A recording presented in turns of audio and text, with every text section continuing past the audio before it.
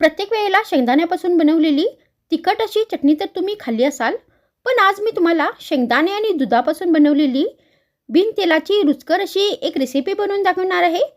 तर विश्वास ठेवा, ही रेसिपी करून खाल्ल्यानंतर तुम्ही ही पुन्हा पुन्हा बनवण्याचा विचार कराल।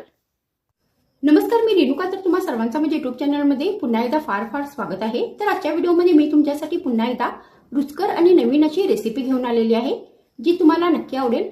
पण त्याआधी अगर तुम्ही माझ्या चॅनलवर नवीन आहात तर माझ्या चॅनलला सबस्क्राइब करा आणि माझे व्हिडिओज पूर्ण बघा आणि ते आवडले तर त्यांना लाईक नक्की करा। मग उशीर कशाचा, चला सुरू करूया आजचा नवीन व्हिडिओ। मग ही रेसिपी बनवण्यासाठी सर्वात आधी आपल्याला हे जे शेंगदाणे आहेत ते भाजून घ्यायचे आहेत। तर त्याच्यासाठी मी गॅसवर एक भांडे ठेवलेले आहे। मग सर्वात आधी आपल्याला याच्यामध्ये 2 कप शेंगदाणे घालायचे आहेत। तर हे 250 ग्रॅम शेंगदाणे आहेत। तर आता आपल्याला हे जे शेंगदाणे आहेत ते 2 मिनिटांपर्यंत गॅस बारीक ठेवून व्यवस्थित भाजून घ्यायचे आहेत।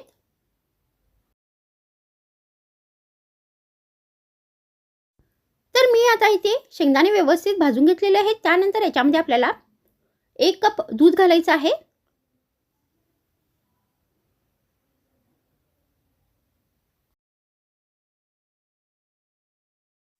त्यानंतर आपल्याला गॅस एकदम बारीक ठेवायचे आहे आणि हे जे दोन्ही साहित्य आहेत ते व्यवस्थित शिजून घ्यायचे आहेत।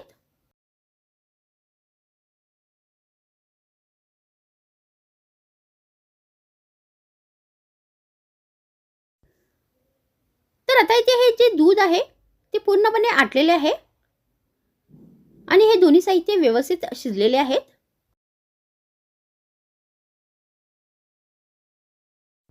त्यानंतर आपल्याला या दोन्ही साहित्याची पेस्ट बनवायची आहे। तर त्याच्यासाठी आपल्याला एक मिक्सरचं भांडे घ्यायचं आहे आणि यामध्ये हे शिजलेले शेंगदाणे घालायचे आहेत आणि परत या दोन्ही साहित्यामध्ये आपल्याला 1 कप दूध घालायचं आहे आणि या दोन्ही साहित्याची एकदम बारीक पेस्ट बनवून घ्यायची आहे।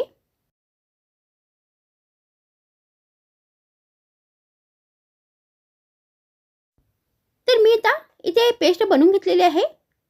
तर या प्रमाणामध्ये आपल्याला ही एकदम बारीक पेस्ट बनवून घ्यायची आहे।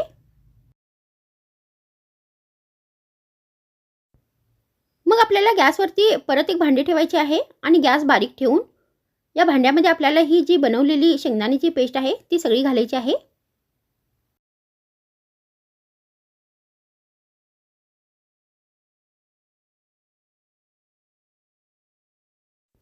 आणि परत ही शेंगदाण्याची पेस्ट आता आपल्याला 1 मिनिटापर्यंत गॅस बारीक ठेवून परतून घ्यायची आहे। तर गॅस मोठे ठेवल्याने ही जी पेस्ट आहे ती सगळी जळेल।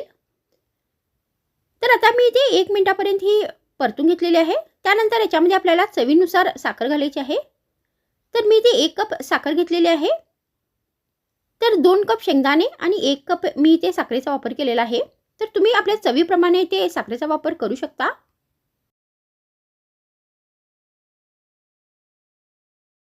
तर तुम्ही इथे साखरेच्या जागी गुळाचा पण वापर करू शकता। तर आता आपल्याला ही जी पेस्ट आहे ती व्यवस्थित घटसर होईपर्यंत शिजून घ्यायची आहे। तर गॅस आपल्याला एकदम बारीक ठेवायचा आहे, नाहीतर ही पेस्ट जी आहे ती जळेल।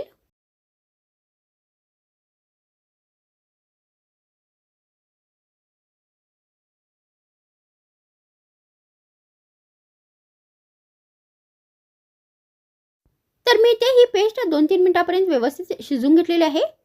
तर या रेसिपीची चव आणखीन जास्त वाढवण्यासाठी आपल्याला याच्यामध्ये 2-3 चमचे तूप घालायचं आहे।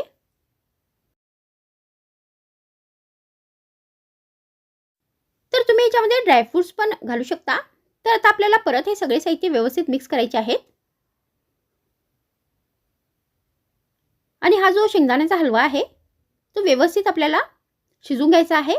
तर मी ते ही रेसिपी 5 मिनिटांपर्यंत व्यवस्थित शिजून घेतलेली आहे आणि हा बनून तयार झालेला आहे।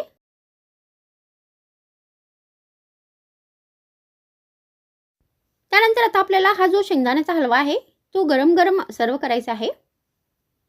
तर त्यासाठी मी इथे एक प्लेट घेतलेली आहे। तर सर्व करते वेळी तुम्ही याच्यावरती ड्रायफ्रुट्स पण घालू शकता। तर मी इथे मनुका घेतलेले आहेत। तर तुम्ही इथे बदाम या काजू पण वापरू शकता।